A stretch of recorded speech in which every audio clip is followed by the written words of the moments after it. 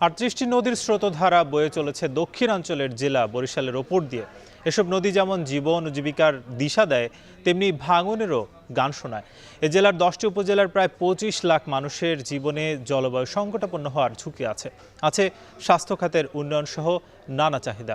আসন্ন জাতীয় সংসদ নির্বাচনের প্রতিনিধিরা এসব অভাব দূর করবে এমন প্রত্যাশা জেলাবাসীর। নির্বাচন নিয়ে বরিশালবাসীর ভাবনা নিয়ে জানাতে যুক্ত হচ্ছেন সহকর্মী হোসেন জাহিদ।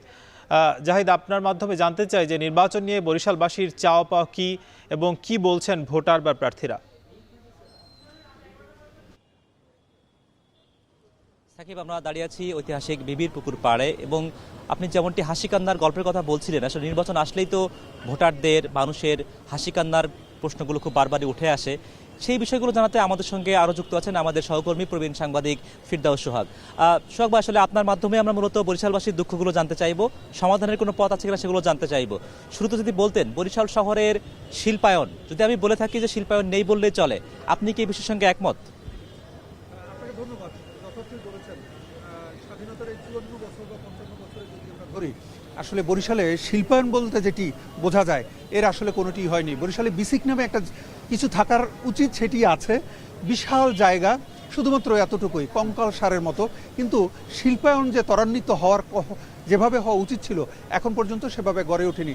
কেন গড়ে ওঠেনি এর বিশাল বিতর্কের বিষয়, তর্ক বিতর্কের বিষয়। কিন্তু মূল কথা হচ্ছে, যারা যখন দায়িত্বে ছিল, ক্ষমতায় ছিল, তারা শুধুমাত্র বরিশালের নামটি ব্যবহার করেছে। কিন্তু এক কথায় যদি বলি, অনেকের কাছে তেতো লাগবে বিষয়টি, কিন্তু তারা বরিশালের জন্য যা করা উচিত ছিল কিছুটাই করে। এখন ভোটাররা কি মনে করেন, সামনে নির্বাচন তাদের এই ভাগ্য বদলের কোনো একটা গান তারা শুনতে পাবে কিনা?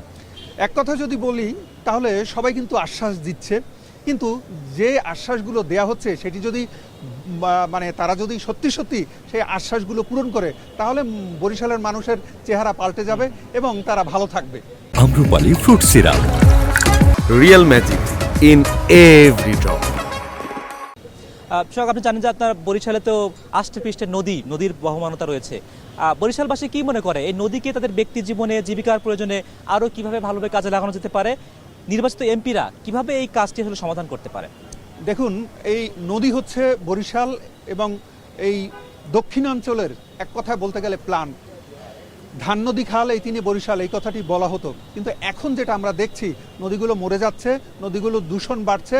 এক সময় বুড়িগঙ্গার পানি কিন্তু টলটলে ছিল, এখনও কিন্তু বরিশাল অঞ্চলের পানি টলটলে, কিন্তু সেই দূষণের আমরা কিন্তু শুরুটা দেখছি। এগুলোকে যদি এখনও ফেরানো যায়, তাহলে কিন্তু এটি দিয়েই অনেক কিছু করা সম্ভব। এই পর্যটনের অনেক সম্ভাবনা আছে, নদীকেন্দ্রিক পর্যটন, কিন্তু যারা করবে তারা কিন্তু। সংক্ষেপে যদি শেষ একটি বিষয় বলতেন, আসলে এখানকার মানুষের জলবায়ু পরিবর্তন সংক্রান্ত কোনো নেতিবাচক প্রভাব আছে কিনা, এবং নির্বাচিত যারা প্রতিনিধি হবেন তাদেরও সেই ক্ষেত্রে কোনো কাজ করার কোনো দায়িত্ব আছে কিনা? আপনি যেটি প্রশ্ন করেছেন আসলেই আছে। এই বরিশাল অঞ্চল কিন্তু জলবায়ুর মধ্যে অন্য রকমের, মানে যেগুলো ভার্নারেবল স্থান, তার মধ্যে কিন্তু একটি হচ্ছে বরিশাল। এখানে কিন্তু জলবায়ু পরিবর্তনের প্রভাবে কিন্তু শীতের সময় শীত বাড়ছে, গরমের সময় তীব্র গরম হচ্ছে, বৃষ্টি যখন হচ্ছে প্রচণ্ড বৃষ্টি হচ্ছে, এই অবস্থাটি কিন্তু আমরা দেখছি। আরেকটা জিনিস বলি, এখানকার মানুষ কিন্তু নদী ভাঙনের কারণে দিশেহারা। নদী যখন বর্ষার সময় যখন আসে, আবার শুকনোর সময় কিন্তু নদী ভাঙনটি হচ্ছে। তো এটি জলবায়ু পরিবর্তনের প্রভাব, এবং এর কারণে কিন্তু মানুষ ভুগছে। সমাধান চাই বরিশালবাসী। আমরা বরিশালবাসীর হাসি কান্নার কিছু গল্প শুনলাম। বিকাল 4:30টায় আবারও বরিশাল শহর থেকে যুক্ত হয়ে ভোটারের ইশতেহার নামক অনুষ্ঠানে যুক্ত হয়ে সেখানকার আরও কিছু গল্প শুনবো। আপাতত এখনকার মতো বিদায় নিচ্ছি।